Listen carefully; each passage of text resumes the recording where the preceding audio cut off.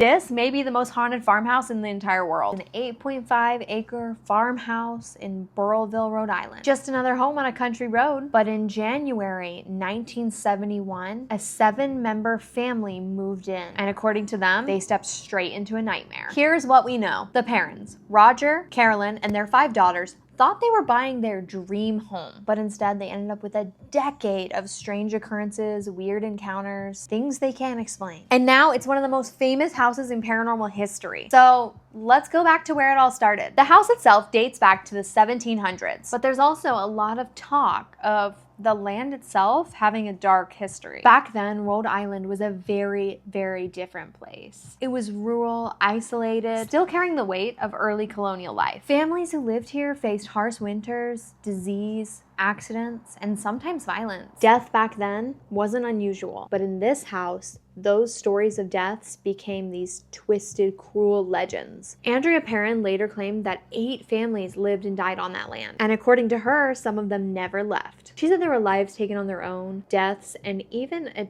child found dead in a well. Now these tragedies, whether they were real or exaggerated, they piled up to create this dark and sinister history of the home. The idea grew that the land had somehow absorbed the pain and became a magnet for suffering. Now, when I was looking into the records, a lot of the claimed deaths happened miles away or not on the land at all, or to people with very loose ties to the home. But you see, this is how history becomes legends, because the stories just keep getting retold and retold, and you miss out on some of it here and there, and you add a little bit here and there, and then that's how we end up with the witch. Go to part 2.